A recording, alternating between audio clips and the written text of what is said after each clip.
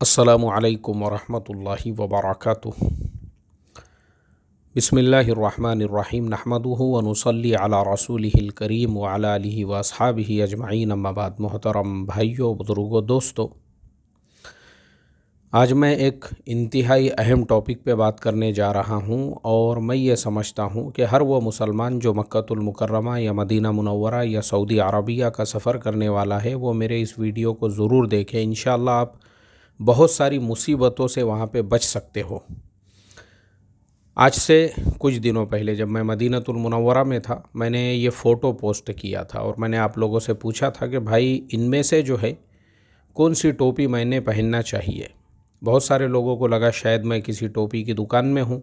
और वहाँ मैंने मुख्तलिफ़ टोपियों के साथ में अपनी सेल्फ़ी लिया और मैं बस ऐसे ही मिज़ाहिया अंदाज़ में आप लोगों से पूछ रहा हूँ। ऐसा नहीं है। अब मैं आपको बता दूं, सऊदी गवर्नमेंट ने तबलीग के काम पर पाबंदी लगाई हुई है और सऊदी गवर्नमेंट इस मामले में इतनी ज़्यादा रिस्ट्रिक्ट है कि उन्होंने मसलक देवबंद पे भी पाबंदी लगाई हुई है सऊदी अरबिया के अंदर, और देवबंदी मसलक की किताबों पे पाबंदियाँ लगी हुई है। तो तबलीगी जमात को जो है सऊदी गवर्नमेंट ये समझती है कि भाई जैसे देवबंदी मसलक है तो तबलीगी जमात भी जो है ये देवबंदी मसलक से जुड़ी हुई है, ये उन्हीं के मनहज को लेकर चलती है। इसके लिए उन्होंने तबलीग पे भी पाबंदी लगाई हुई है। उनको बहुत सारे किताबों पर, बहुत सारे वाक़ियात पर और बहुत सारी बातों के ऊपर एतराज़ था, क्योंकि अक्सर ऐसा होता भी है कि हमारी कुछ किताबों के अंदर जो है हिंदू धर्म और इस्लाम दोनों को ऐसा मिला के मिक्स करके पेश किया गया और कभी कभी ऐसे बयानात भी सामने आ जाते हैं जिसमें हम जो है हिंदू देवी देवताओं को और जो है अल्लाह तबारक व ताला को एक साथ ऐसा नऊज़ बिल्ला मिलाने की कोशिश करते हैं। तो ये जो वहदत अदियान वाला जो अक़ीदा है, सऊदी गवर्नमेंट इसके मामले में बहुत ज़्यादा सख्त है। वो ये कहती है कि भाई इस्लाम सिर्फ़ इस्लाम है, बस अल्लाह अल्लाह है, अल्लाह के अलावा ला इलाहा इल्लल्लाह, इसके अलावा कुछ नहीं है। इसको तुम और किसी के साथ में मिक्स मत करो, इसका पुलाव मत बनाओ, इसका खिचड़ा मत बनाओ, इस्लाम को और दूसरे मज़हब को मिला के। जैसे मुझे याद है एक अंजुमन हुआ करती थी इंडिया में, उसका नाम था दीनदार अंजुमन, और उस दीनदार अंजुमन के अंदर उन्होंने ऐसा ही एक खिचड़ा बनाया हुआ था जिसके अंदर उन्होंने बहुत सारे देवी देवताओं को जो है ना उन्होंने पैगंबर और नबी नऊज़ बिल्ला करार दे दिया था और उन्होंने इस्लाम का एक अजीब शक्ल व सूरत बना दी थी और अल्लाह तबारक व ताला को मुख्तलिफ़ उन्होंने नाम दे दिए थे। तो बाद में मनमोहन सिंह जी की वो गवर्नमेंट थी, मुझे इस साल याद नहीं है, 2005, 6, 7 यानी उसी पीरियड के अंदर गवर्नमेंट ने दीनदार अंजुमन के ऊपर पाबंदी लगा दी और कहा कि भाई इससे जो है ना तुम समाज के अंदर एक अजीब यानी एक नया ही कुछ पैदा कर रहे हो, जिसकी वजह से दोनों मज़हबों के भी जो लोग हैं वो ज़हनी तौर पे परेशान हो रहे हैं। तो इसके लिए गवर्नमेंट ने उस दीनदार अंजुमन पे ही पाबंदी लगा दी। तो सऊदी गवर्नमेंट का भी यही कहना है कि बहुत सारी किताबों के अंदर वहदत अदियान की जो बातें हैं और बहुत सारे मर्तबा जो है बयानों के अंदर ऐसी बातें जब बयान की जाती है जिसमें अल्लाह को दूसरे मज़हबों के खुदाओं से जोड़ दिया जाता है, नऊज़ु बिल्ला, ये चीज़ें जब दुनिया में चलती है और ख़ास तौर पे सऊदी अरबिया में ना, तो वहाँ की गवर्नमेंट बहुत रिस्ट्रिक्ट है इन चीज़ों को लेकर। वो कहती है कि अक़ीदा हमारा सही होना ज़रूरी है और अक़ीदा है जो है सिर्फ़ एक अल्लाह का अक़ीदा, बस उस अल्लाह के साथ हम और किसी को जोड़ नहीं सकते। लकुम दीनुकुम वलिया दीन, तुम्हारा दीन तुम्हारे लिए, हमारा दीन हमारे लिए। अल्लाह की जो ज़ात है वो एक है, वो अकेली है, वो तने तन्हा है, ना उसका कोई बाप है, ना उसकी कोई औलाद है, ना उसका कोई शरीक है, ना उसका कोई पार्टनर है, कुछ नहीं है। अल्लाह सिर्फ़ अल्लाह है, बस। तो हमारी बाज़ किताबों के अंदर कुछ ऐसे वाक़ियात और बहुत सारी चीज़ें, उनको बहुत सालों से उनका इस पर रिसर्च चल रहा था। तो इसके लिए उन्होंने क्या किए, जब पाबंदी लगाए तो मसलक देवबंद पर भी और इसी तरह से तबलीगी जमात पर भी। तो चूँकि मैं तबलीग का एक अदना सा अपने आप को जो है ख़ादिम समझता हूँ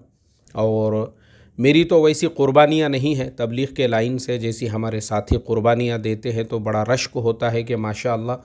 लोग दूसरे साल के लिए भी अल्लाह के रास्ते में वक्त लगा रहे हैं। हम तो खाली बोल बच्चन वाले आदमी हैं, लेकिन फिर भी हम इस बात पे अल्लाह का शुक्र अदा करते हैं कि चलो इस मेहनत के साथ अपनी निस्बत जुड़ी है। भले थोड़ा मोड़ा टूटा फूटा जैसे भी अल्लाह मौका देता है हम अपने वक्त को उसमें लगाते रहते हैं। लेकिन मुझे इसलिए ये वीडियो ख़ास तौर पे बनाना पड़ रहा है। जो हमारे साथी कुर्बानियाँ देने वाले हैं, हज़ारों लाखों रुपये खर्च करके वो ऐसे मुल्कों का सफ़र करते हैं दीन की मेहनत के लिए। अब देखो सऊदी गवर्नमेंट क्या कर रही है वो मैं आपको बताता हूँ। उन्होंने पूरे मुल्क के अंदर अपने जासूस फैलाए हुए हैं। यानी मोहम्मद बिन सलमान जो है ना, वो इन मसलों को लेकर ऐसा नहीं है कि खाली उन्होंने एक ऑर्डर दे दिए कि जुमा के बयानात में मसलक देवबंद और तबलीगी जमात दोनों की मजम्मत बयान की जाए, इसी पे उन्होंने बस नहीं किया है। पूरे मुल्क में उन्होंने अपने जासूस फैलाए हुए हैं कि जो आदमी भी मसलक देवबंद की या तबलीगी जमात की बात करता हुआ मिलता है या कुछ लोग तबलीग का काम करते हैं, उनके बारे में फ़ौरन इत्तला दी जाए। अब मैंने ख़ुद सऊदीया में रहकर ये बात देखा हूँ। मैंने खुद वहाँ पे रहकर ये बात देखा हूँ कि वहाँ पर जो है ऐसे बुज़ुर्ग लोग जिन्होंने 90 साल से वो वहाँ पे दावत का काम कर रहे थे, सऊदी गवर्नमेंट ने उनको, उसके बाद उनकी औलादें वहीं पैदा हुई, उनके पोतरे नवासे वहीं पे पैदा हुए, उनके साथ में जो है ना उनके पूरे कुंबे को, यानी उनके बेटों को, उनके बहुओं को, उनके पोतरों को, उनके नवासों को, उनके पूरे ख़ानदान को, उनको सबको एक एक आदमी के साथ में 40-40, 50-50 और 60-60 लोगों को उन्होंने सीधा उनके मुल्कों को रवाना कर दिया। कहाँ के है ये? जिस मुल्क के है, चलो भेजो इनको उस मुल्क के अंदर, जाओ अपने मुल्क में जाके तबलीग करना और अपने मुल्क में जाके जो है मसलक देवबंद की बात करना, यहाँ नहीं, अभी यहाँ पे ख़त्म। तो उन्होंने इस तरीक़े से, अभी आप सोचो कि मदरसा सौलतिया मक्कतुल मुकर्रमा के अंदर बिल्कुल हरम के करीब में था, लेकिन बुलडोज़र चला दिए उन्होंने उसके ऊपर। हरम के अंदर मक्कतुल मुकर्रमा में मौलाना मक्की साहब की मजलिस होती थी, जिसमें वो मसलक देवबंद के तहत में मसाइल बयान करते थे और उसी के तहत में वाज़ और ख़िताब होता था। वो मजलिस भी ख़त्म हो चुकी है। अभी किसी मसलक की बात नहीं चलेंगी वहाँ पे इस तरह से, क्योंकि देखो ये अब जो वो मुल्क है, चाहे मक्कतुल मुकर्रमा हो या मदीना मुनव्वरा हो, वो मुहम्मदुर रसूलुल्लाह सल्लल्लाहु अलैहि वसल्लम का मुल्क है, उनकी सरज़मीन है। लेकिन अभी वहाँ पे हुकूमत मोहम्मद बिन सलमान की है। तो जो मोहम्मद बिन सलमान का हुक्म रहेगा, जो उनका ऑर्डर रहेगा, और जिस तरह से वो अपने मुल्क को एक अलग अंदाज से जो डेवलप कर रहे हैं, उसके लिए उन्होंने ये तरह के जो है ना, उन्होंने अपना कायदा और क़ानून लागू किया है मोहम्मदुर रसूलुल्लाह सल्लल्लाहु अलैहि वसल्लम की सरज़मीन पर कि अब यहाँ पे हुक्म चलेगा तो मोहम्मद बिन सलमान का चलेगा। तो इस तरह से मैंने ख़ुद देखा हूँ उस मुल्क के अंदर लोगों के अंदर जो डर है, जो खौफ है, जो हिरास है हुकूमत का, एक आदमी भी कुछ भी बोल नहीं सकता वहाँ पे। यानी मोहम्मद बिन सलमान का जो डर और जो खौफ पूरे मुल्क के ऊपर तारी है ना, आप उसका अंदाज़ा भी नहीं लगा सकते हैं, क्योंकि उनके कानूनी वैसे सख्त। अभी आप देखे होंगे गुज़िश्ता साल 300 उलामा को सूली पे लटका दिया गया, मौत की सज़ा दे दी गई, और पूरी दुनिया में कहीं से किसी ने चूं और चिराकी तक आवाज़ नहीं किया। इस साल अभी 2 महीने पहले 10 लोगों को उनकी गर्दनें जो है तन से जुदा कर दी गई, मौत की सज़ा दे दी गई उनको।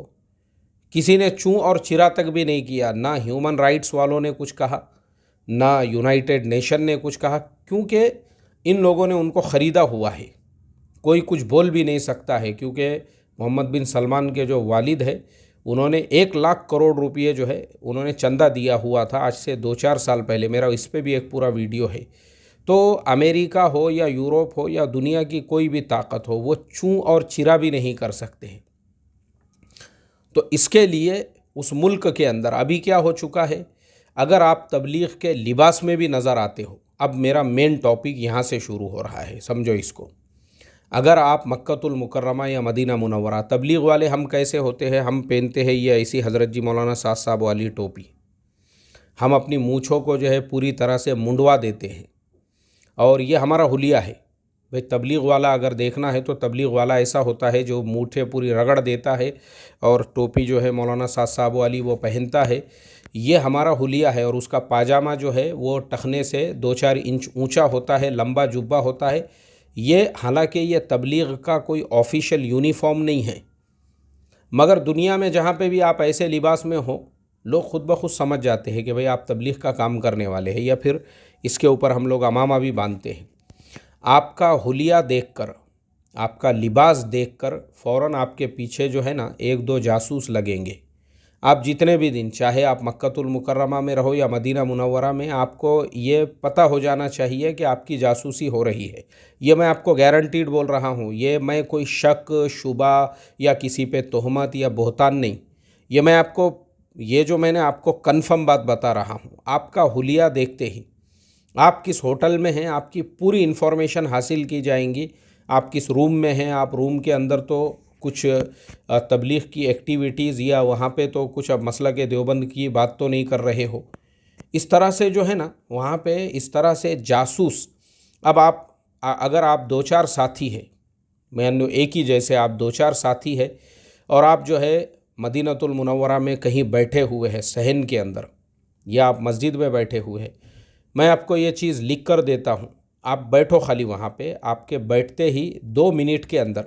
एकदम सादे लिबास में, अपने जैसे ही कपड़ों के अंदर टोपी वोपी पहने हुए, यानी आपको देखकर लगेगा भैया अपने भारत पाकिस्तान का कोई आदमी होगा, ये भी आ गया बेचारा बात सुनने के लिए, फ़ौरन गवर्नमेंट का जासूस आपके मजलिस में आके बैठ जाएगा। और अगर आपकी मजलिस 10 मिनट या उससे ज़्यादा चल रही है तो पुलिस जो वहाँ पे उन्होंने जो है ना, जो उनकी सीबीआई है, उसको जगह जगह पे ऐसा फैलाया हुआ है सादे कपड़ों के अंदर, आपको पता भी नहीं चलेगा कि जो इंसान आपके साथ में है माशाल्लाह आपके जैसे ही जुब्बे में है, आपके जैसी ही टोपी है, वो ख़ुद जो है गवर्नमेंट का आदमी है और वो सिर्फ़ आपकी एक्टिविटीज़ जानना चाहता है कि आप यहाँ पे तबलीग का तो कोई काम नहीं कर रहे हो या आप यहाँ पे जो है।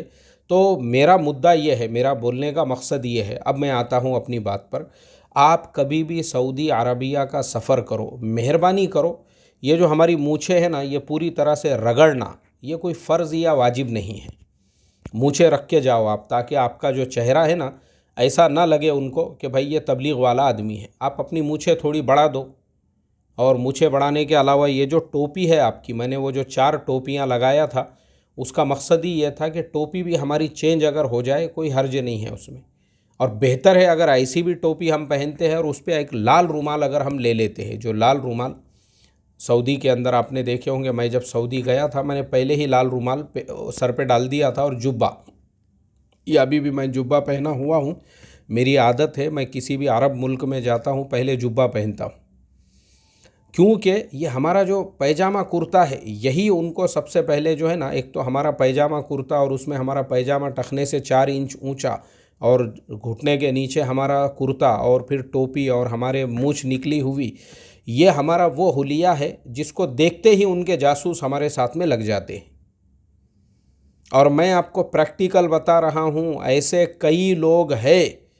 सिर्फ तबलीग की बात करने की वजह से या उनकी एक्टिविटीज़ पे उनको शक आया, उन्होंने उनको उसी वक्त में मस्जिद नबवी से हाथ पकड़ के उनकी होटल में लेकर गए,